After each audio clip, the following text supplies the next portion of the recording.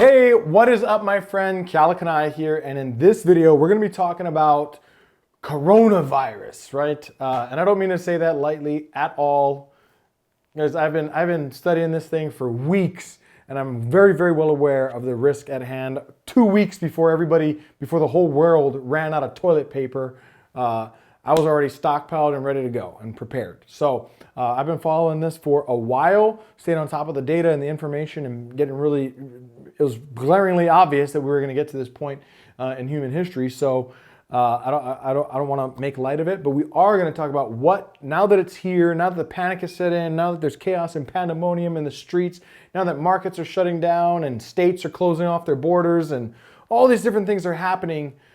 What do you do to protect your business? Stick with me here for a minute. Let's go.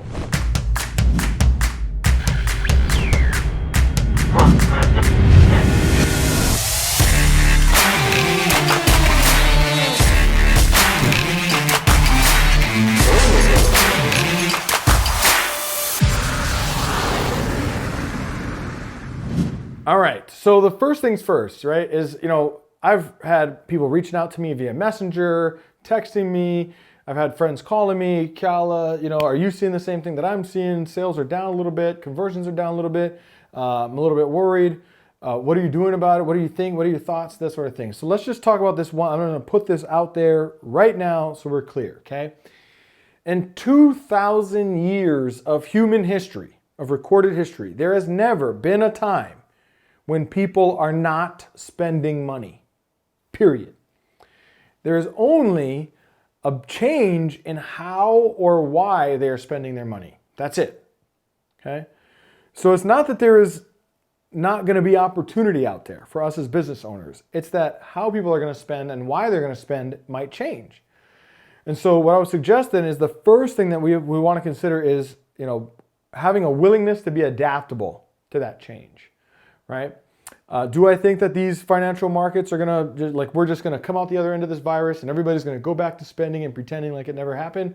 No, the damage, the financial and economic damage is gonna have been long done by the time the virus is a thing of the past. So it's not really, the virus is, unfortunately gonna take some lives, but the more lives are also gonna be impacted by the aftermath that has happened in the wake of this virus spreading. So I just want to take a moment to chat with you. Did I just cough? Did I just cough? Did I just cough while shooting a video about I'm kidding. All right, so let's go ahead and chat about some of the things that you can do. So number one, I'm going to suggest is if you have a business and you have any sort of insurance policy on the business, I would suggest that you talk to your insurance company and see if you have insurance, if you have this type of financial, strain covered inside of your insurance policy. Some insurance policies will have this written into the policy that in the event of unforeseen circumstances like this, like a global catastrophe or a national catastrophe, that you have insurance there to cover some of the financial blowback that you might experience as a result of that catastrophe.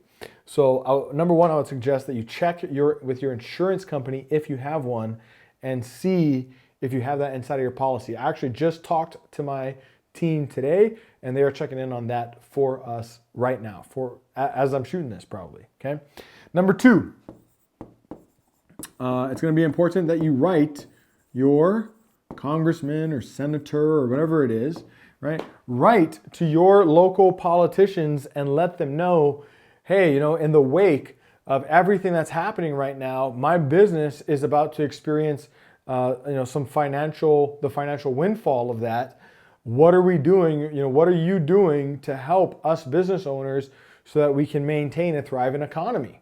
And that's basically as simple as you have to put it. That's basically, I just summarized for you the same letter that I'm sending out, right? Which is basically just letting congressmen and senators and our politicians know, hey, this is happening. It's a real thing. If none of the businesses get any sort of relief, that's going to hurt the local economy very, very much, because those are people, if your business goes out, then obviously you have to let go of people, and people aren't getting paychecks and they're not spending, and it just ripples and becomes this domino effect. So let your congressman, senator, your local politicians know that this is a real thing, that they can't avoid it. Like, what are you doing to help us overcome this as, not just my business, but as a community, as, a state, as a county, and really as a nation.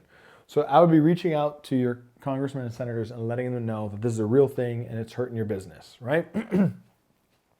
The other thing, and this is one of the things that we're also doing, is it's recently been announced that there may be some relief in the form of low interest small business loans, so SBA loans that you can get for low interest.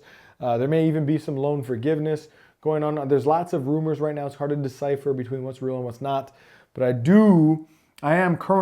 just submitted an application yesterday just to become abreast of what's available in the world of SBA loans, and seeing what's out there in the marketplace, just to kind of bridge some of the turmoil that's probably likely to hit the marketplace as we continue to move forward from here.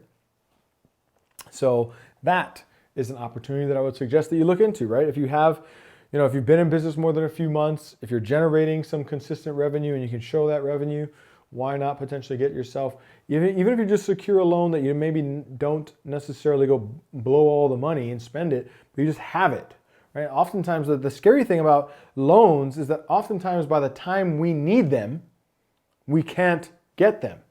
So you see, that's kind of like the catch, right? Banks are this awkward little, industry that is happy to give you money once you can prove that you don't need it. That's the way banks work. So it may be worthwhile to look into loans now, maybe even before you need it, as a precaution against economic decay and decline. Okay. Number 4, what about, sometimes it's just a matter of increasing cash flow in your business, right? Widening the gap between the amount of money that you're paying out, that you owe, and the amount of money that's coming in, just widening the gap just a little bit so that you have a longer window of cash flow. So increasing cash flow inside the business, right? So this might mean that it might be time to pick up the phone, call some of your vendors, talk to them and let them know, hey, I'm gonna pay you. I have every intention of paying you. I want to pay you, and things are a little bit slow right now. I'm behind the curve just a little bit. I'm working through some changes, and I will get you whole again as soon as I possibly can. That's a worthwhile conversation. I'll be open and vulnerable with you. At one point in my business, I had to have that conversation with my vendors. Right? I had a CFO who was just blowing through all the cash, and I literally had to call people that we owed money and told them, hey, I just need a little bit more time to figure this out, And you'll be surprised if you've never been in that situation before. I can see how it's intimidating, maybe even a little bit of a blow to the ego, but the truth is that sometimes it's what's necessary. And the thing that was most surprising to me in all that is how understanding all of the vendors were. Got it, understood, what can we work out right now? What can you pay today? We're willing to extend it for an extra X amount of time. And I was able to work out some deals and eventually, create some spread there for cash flow and get back on top and get out of that situation. So this happens, right? So talk to the vendors. You may consider changing the model of your business or even the pricing, right? Not necessarily the easiest thing for any of us to do, but is there an opportunity in the marketplace where maybe you could charge less money but create a recurring offer, right? So maybe instead of charging X, whatever X is for your program, you charge less, but they pay every month. So you can start to build a recurring residual revenue or recurring revenue so that you can better predict the financials of your business. Maybe that's an opportunity. Maybe as the economy tightens just a little bit, as people act more fearful and start hoarding their resources, maybe they don't want to spend as much as they used to, but they would still spend on your product or service. They just got to spend it in smaller increments over and over and over again. Maybe that's something that you can look at, right? I don't know. Here's what I know is People are going to continue to spend money. How and why those directions are going to shift, and as entrepreneurs, our job is to figure out how to get in front of that, right? The perceived problems in the marketplace have changed, and therefore how we frame our solution to the marketplace must change, which leads me to number 6, which is to reframe your offer, right? It might not even be that you have to change the offer, but that you have to change the conversation around your offer. Maybe they used to buy what you have to sell because, it was something that helped them solve this problem in their business. But now, so let's say that you run an ad agency as an example. Maybe they bought it before because, they want to increase their sales in their business and they want to scale up their revenue. So they bought, they worked with an ad agency before, but now it's not about necessarily that. Now it's about surviving. So now it might be, the message to the market might be, hey, now is going to be one of the toughest times. People aren't spending money the way that they used to. Consumers are retracting money out of the economy currently. And so what we're able to do as your agency is where we are exceptionally good at finding the right customer who is still spending. So now it's not about them scaling their advertising and scaling their business. Now it's about reframing it as, now that the spending habits and generally amongst the public have changed, we're able to we're great at targeting those types of people who are still spending, right? And so we'll be able to cut down your lead cost and your customer acquisition cost while still getting you results. So you're still selling the same thing. Why someone is buying it might be different. And that's the process of reframing. So again, is this everything? No, it's not everything. There's definitely more to this that could be said. However, I'll leave this here at the moment. And so insurance, check it with your insurance company, see if something like this is covered by your insurance. Write to your congressman or senator, at least take a look at small business and the SBA loans and some of the loan programs that are coming out there that are being pushed out onto the market to protect business owners during these times. Work with some of your vendors to increase operational cash flow and push off some of the payments that you might owe. Change potentially your business model or your pricing. So maybe you don't offer the high ticket thing that you used to offer. Maybe you offer something simple, but on a recurring basis. Who knows? That would be a change to the model and a change to the pricing. So maybe change the model, maybe consider changing the pricing, and consider just reframing what you sell, but creating maybe your consumer has a new reason for wanting to buy it, right? Like I gave as an example for the ad agency. So just some things to think about.